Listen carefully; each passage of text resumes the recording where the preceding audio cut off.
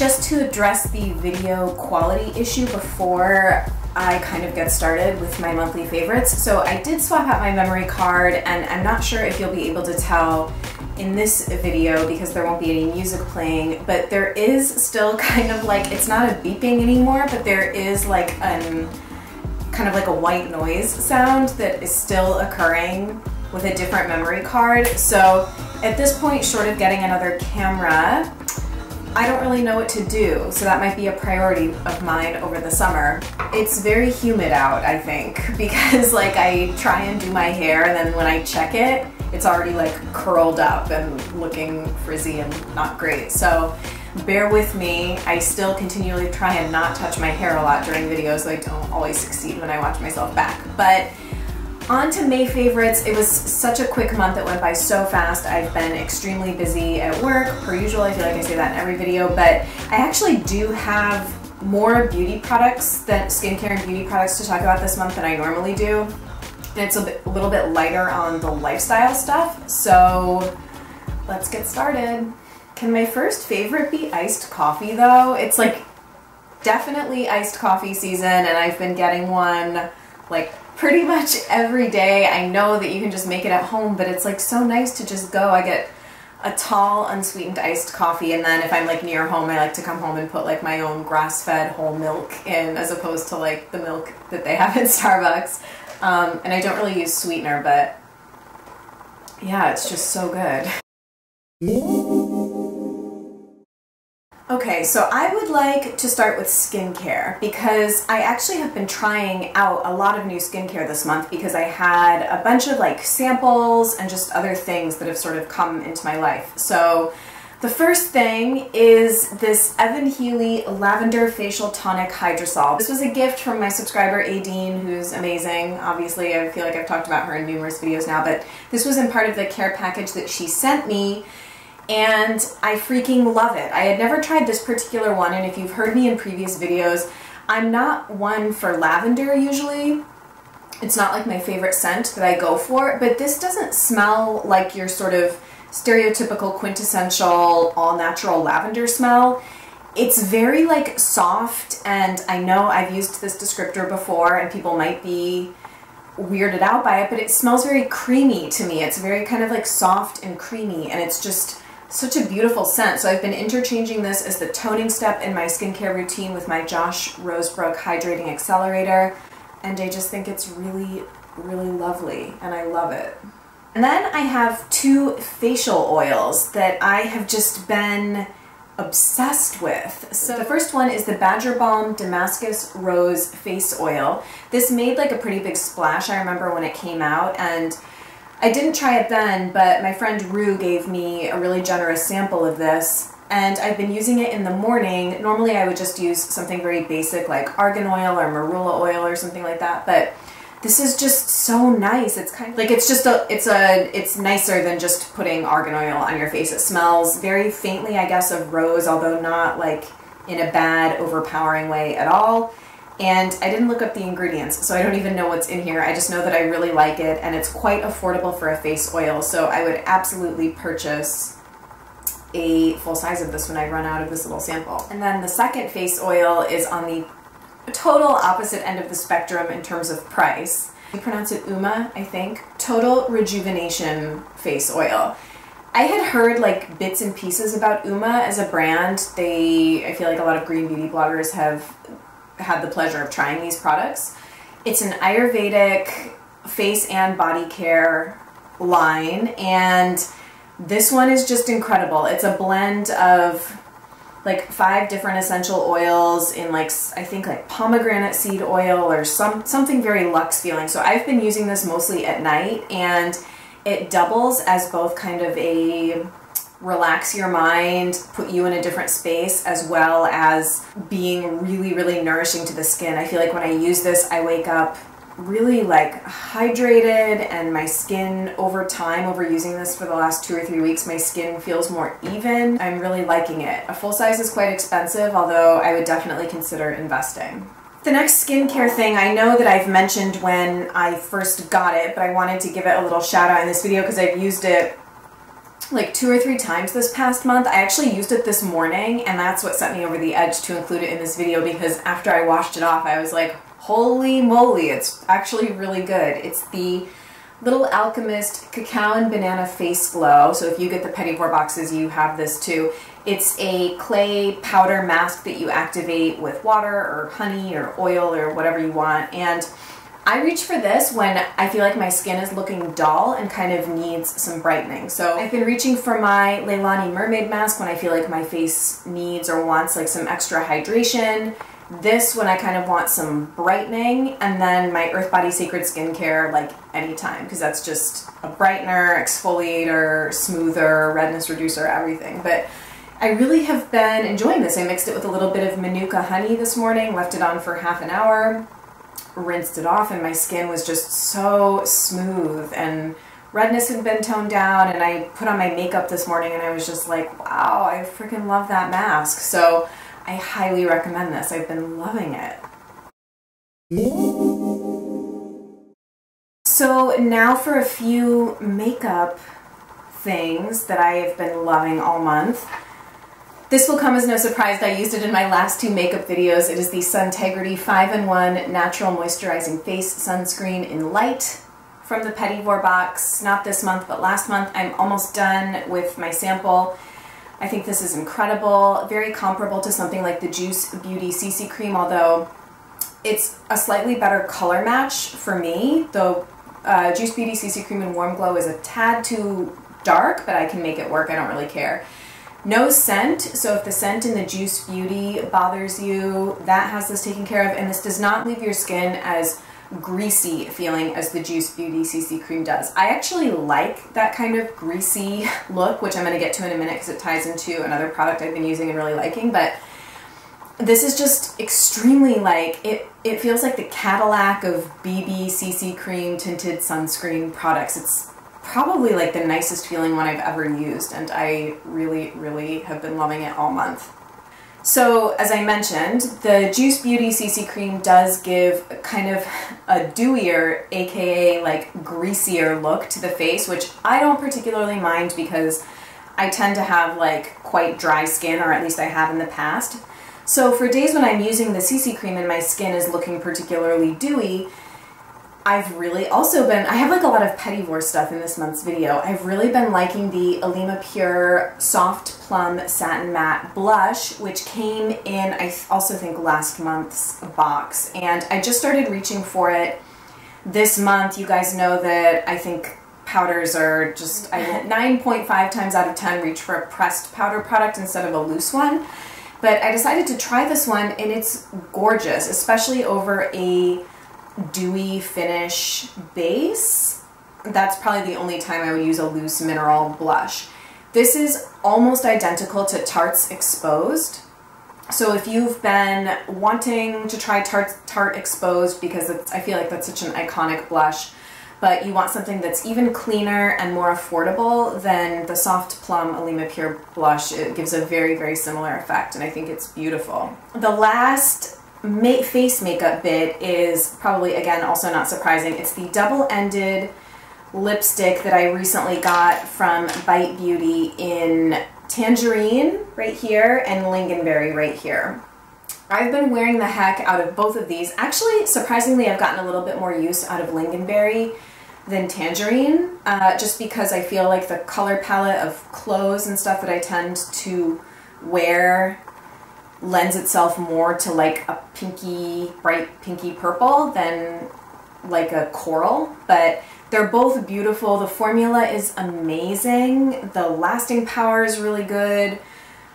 And I have worn each of these in a previous video. So I wore Tangerine in my body care video, and I wore Lingonberry in my cobalt blue eyeliner video.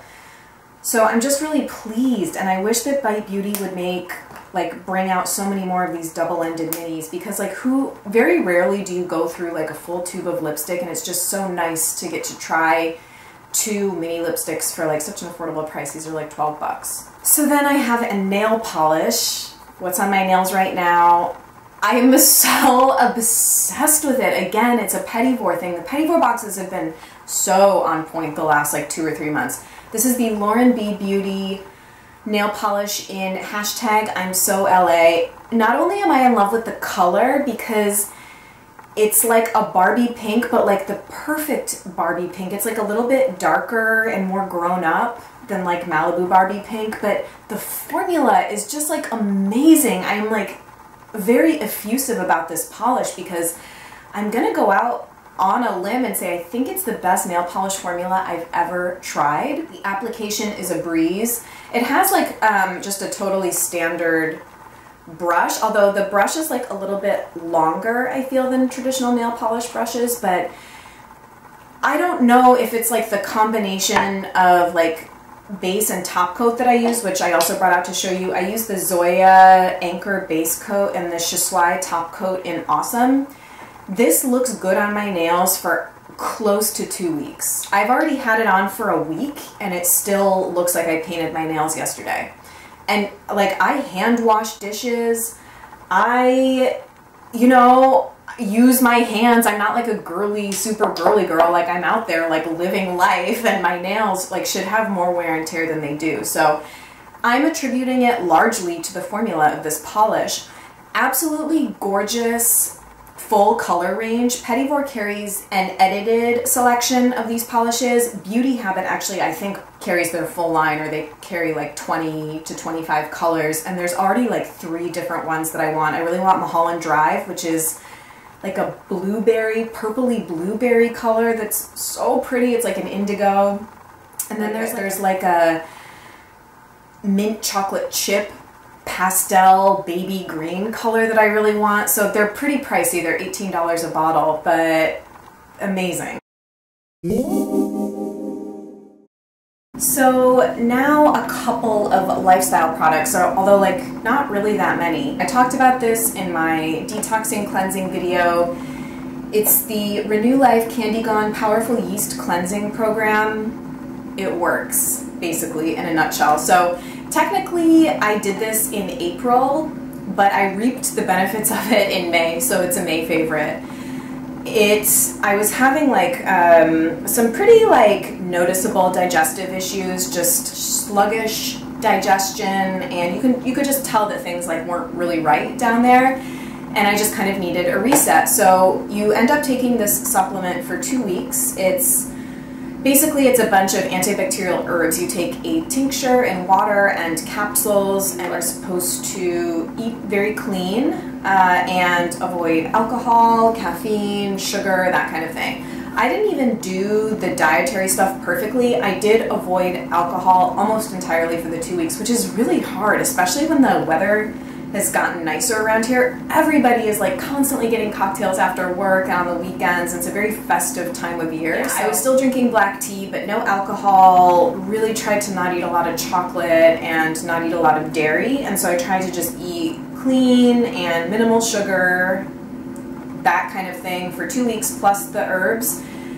And I feel totally back to myself. Things are cohesive and moving well, and I just feel a lot better. I actually went to acupuncture yesterday. She said my pulse felt really kind of clear. She described my pulse as feeling really clear, meaning that my system is just kind of functioning quite smoothly right now. So if you're having like digestive issues, or you kind of are having that intuitive feeling that you need like a little reset, I would highly recommend doing a Candida cleanse. Oh, this should have been in the beauty product section, and I could always edit this footage to go in there, but I forgot to mention, I am obsessed with the Holistic Science Company mineral paste and activated charcoal in the mint and lavender flavor. This came in the same package with the Evan Healy Hydrosol that I mentioned earlier that Adine sent me, and I'm completely in love with this toothpaste. I think it's amazing, and I love the brand. They make another flavor, I think like a cinnamon and clove or something, that Adine actually told me that she likes a little bit better, but so far, like, I'm totally obsessed with this. I look forward to brushing my teeth. I think it makes your mouth feel really fresh. So for those of you looking for a natural toothpaste that, in my opinion, closely mimics a conventional toothpaste, although maybe don't take my word for that 100%, because I have been like using alternative products for so long now that I think I'm a little out of touch with what some conventional products probably are like, but I really love this. Okay, the other little lifestyle thing, I guess, it can go in the lifestyle category. I recently got around to taking the Myers-Briggs personality test. You would think, as someone that's like very into knowing herself and exploring all of these different ways of knowing myself and the things that influence me on like kind of a spiritual path, I guess, that I would have taken the test a long time ago, but I didn't. So I was at a Memorial Day barbecue, and a friend of mine was like, "You're doing it now." So I took it on his phone at this barbecue, and I was like fascinated by the results. So I'm an INFJ. I actually got on the cusp of E/INFJ, which is the difference between an extrovert and an introvert. And so I read both descriptions, and the introverted description of the NFJ personality type resonated more with me. It sounded more like me. So I kind of consider myself an extroverted introvert, if that makes sense. But INFJ stands for introverted, intuitive, feeling, and judging. I read up about my personality type on this website called 16 Personalities. And apparently INFJs are quite a rare personality type, which kind of explains why I feel like such a goddamn freak most of the time. And like, I don't know, just kind of like a weirdo, honestly. Anyway, really fascinating, and highly recommend if you're like interested in learning about how you relate to others and work and relationships with friends, all that kind of stuff. So my television favorite for the month of May, which I watched last weekend in entirety, was season 4 of House of Lies. I think it was season 4, yeah.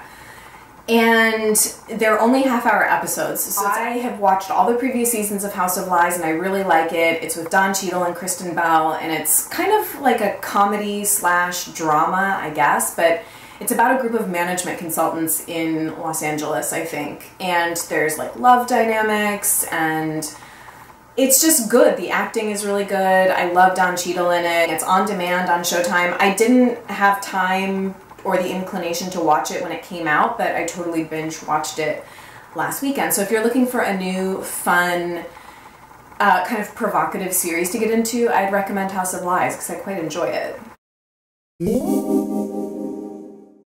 The last thing for this month is kind of I'm gonna combine an event with music because they're related. So around the middle of May in Boston, there was a festival called the Together Festival. I put it in air quotes because if you're someone that goes to music festivals or has been to music festivals, most notably being like Coachella or WMC or kind of the more mainstream ones like Electric Daisy Carnival or Ultra or things like that, the Together Festival in Boston is not like a real festival at all. It's basically just a bunch of really good bookings of deep, famous underground DJs very close together.